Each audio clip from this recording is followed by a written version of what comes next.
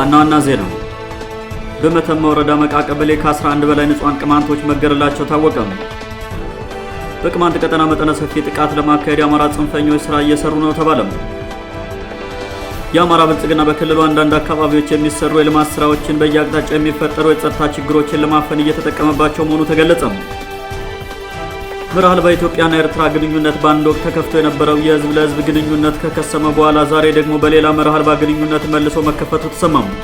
ሰላም ጤና ይስጥልን ውድ አድማጭ ተመልካቾቻችን፣ በመከታተል ላይ የምትገኙ ጃኖ ቅማንት ሚዲያ ነው። አርዕስቶችን በማስቀደም የሰዓቱን ዜናዎቻችን ጀምረናል። ወደ ዝርዝሩ እናልፋለን። አብራችሁን ቆዩ።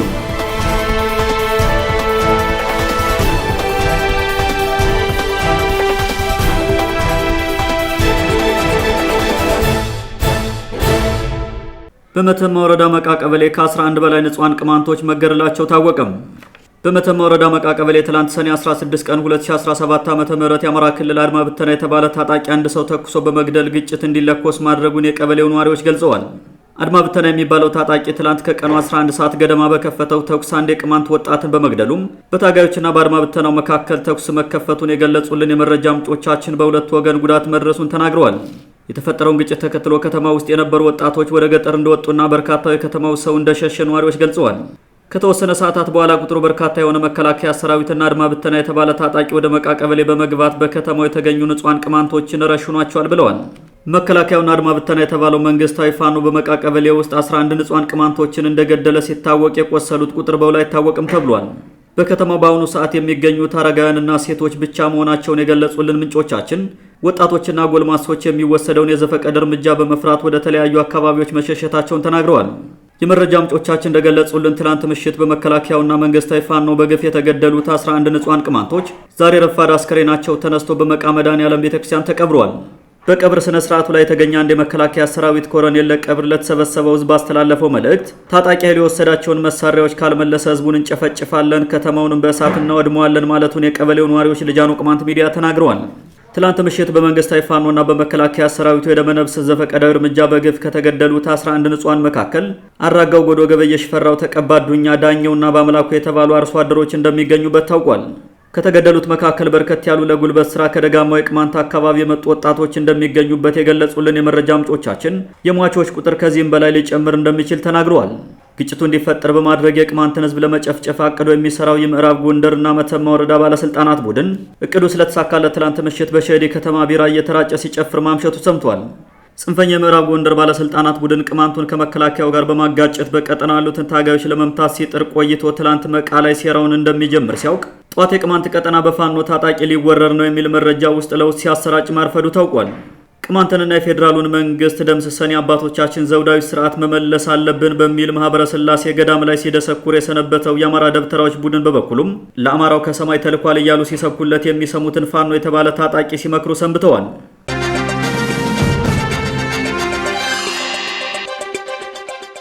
በቅማንት ቀጠና መጠነ ሰፊ ጥቃት ለማካሄድ የአማራ ጽንፈኞች ስራ እየሰሩ ነው ተባለም።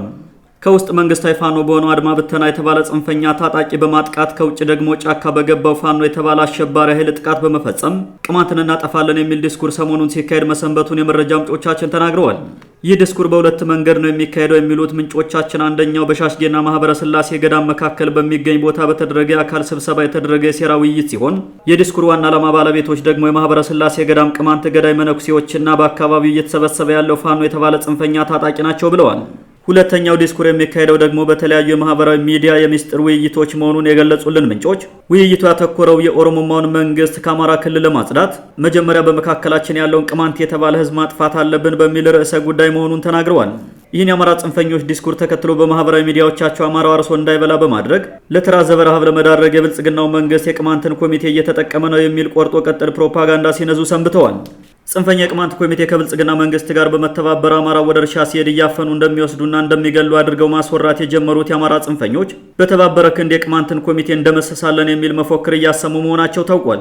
የመጀመሪያ ጥቃታቸው በቋራና መተማ ቅማንቶች ላይ ያነጣጠሩ የአማራ ጽንፈኞች ለወረራቸውና ጭፍጨፋቸው መነሻ የሚሆን ሐሳብ የምዕራብ ጎንደር ካድሬዎች በመንግስታዊ ፋኗቸው በኩል እንዲቆሰቁሱ ስምምነት ተደርሷል ሲሉ የመረጃ ምንጮቻችን ገልጸዋል። ይህን ተከትሎ የምዕራብ ጎንደር ካድሬዎች በሁለት ሳምንታት ውስጥ ሁለት ተከታታይ ትንኮሳዎችን በመንግስታዊ ፋኗቸው በኩል ጉባኤ ጀጀቢትና መቃ ላይ አካሂደዋል ተብሏል። በያዝነው ሰኔ ወር 2017 ዓ.ም ሸዲ ከተማ ላይ በጽንፈኛ አማራ ባለስልጣናትና በመከላከያ ሰራዊት አዛዦች መካከል በተካሄዱ ውይይቶች የምዕራብ ጎንደር ካድሬዎች መከላከያ ቅማንት ታጣቂዎች ላይ እርምጃ ሊወስድባቸው ይገባል የሚል ጥያቄ አቅርበው እንደነበር መዘገባችን አይዘነጋም። ይህ የጽንፈኞች ጥያቄ በመከላከያ ሰራዊቱ ዘንድ ተቀባይነት በማጣቱም መከላከያና የቅማንት ታጋዮችን ያጣላል ያሉትን ሴራ ትላንት መቃ ከተማ ላይ በመንግስታዊ ፋኗቸው በኩል ጀምረውታል። 4 ኪሎ ገብቼ በሚኒልክ ዙፋን ነግሳለሁ በማለት ሲፎክር የነበረው ፋኖ የተባለ ጽንፈኛ ታጣቂም 4 ኪሎ አይደለም አባይን መሻገር እንደማይችል ሲረዳ ከመጥፋቴ በፊት ቅማንትን ላጥፋው በሚል ቀቢጸ ተስፋይን ሴራ መጀመሩ ታውቋል።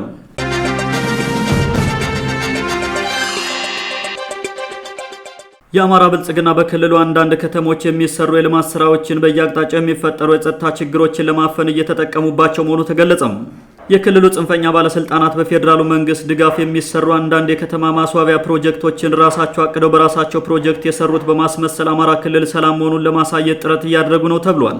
በሁሉ የክልሉ አካባቢዎች ከቦታ ቦታ መንቀሳቀስ ቀርቶ ቤት ውስጥ መቀመጥ የማይቻልበት ሁኔታ ተፈጥሯል የሚሉት አስተያየት ሰጪዎች፣ የመንግስት ሚዲያዎች ግን የሚያወሩት ስለ ኮሪደር ልማትና ችግኝ ተከላ ብቻ ነው ይላሉ። በዛሬው ዕለት የክልሉ ሚዲያዎች በጎንደር ከተማ የተሰሩ የልማት ስራዎች ለነዋሪዎች ምቾትን የሚፈጥሩ ናቸው የሚል ዘገባ እያሰራጩ ሲሆን በተመሳሳይ ሰዓት በየአካባቢው የተሰማራው የክልሉ ጽንፈኛ አድማ በተና በቅማንት ህዝብ ላይ ዘር ጭፍጨፋ እያካሄደ ይገኛል። ክልሉ በቅማንት ህዝብ ላይ የከፈተውን ዘር ተኮር ጥቃት ለማዳፈንና አካባቢው ሰላም ነው ለማስባል ከሁሉም የሀገሪቱ አካባቢዎች የተወጣጡ የሚዲያና የኮሙኒኬሽን ባለሙያዎች በጎንደር ከተማ የተሰሩና እየተሰሩ ያሉ የልማት ስራዎችን ሲጎበኙ ውለዋል የሚል ዘገባ አሰራጭቷል።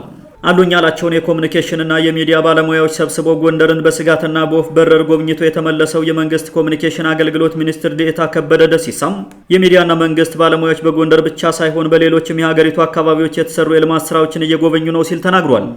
ከፌዴራልም ይሁን ከክልሉ ወደ ተለያዩ ከተሞች ሄደው ጉብኝት የሚያካሂዱ ባለስልጣናት ወደ ቦታቸው በሰላም መመለሳቸው ሳይታወቅ አንድም መረጃ በመንግስት ሚዲያዎች አይሰራጭም የሚሉት የውስጥ የመረጃ ምንጮች፣ ይህ ደግሞ ክልሉ ሰላም እንደሌለውና በማንኛውም ሰዓት በባለስልጣናት ላይ ጥቃት ሊፈጸም እንደሚችል ይጠቁማል ይላሉ።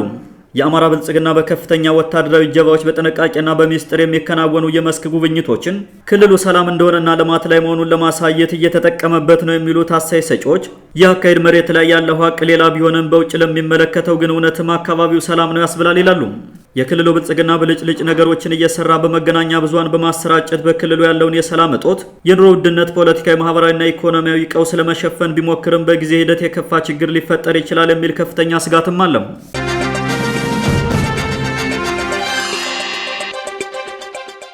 መርህ አልባ የኢትዮጵያና ኤርትራ ግንኙነት በአንድ ወቅት ተከፍቶ የነበረው የህዝብ ለህዝብ ግንኙነት ከከሰመ በኋላ ዛሬ ደግሞ በሌላ መርህ አልባ ግንኙነት መልሶ መከፈቱ ተሰማም።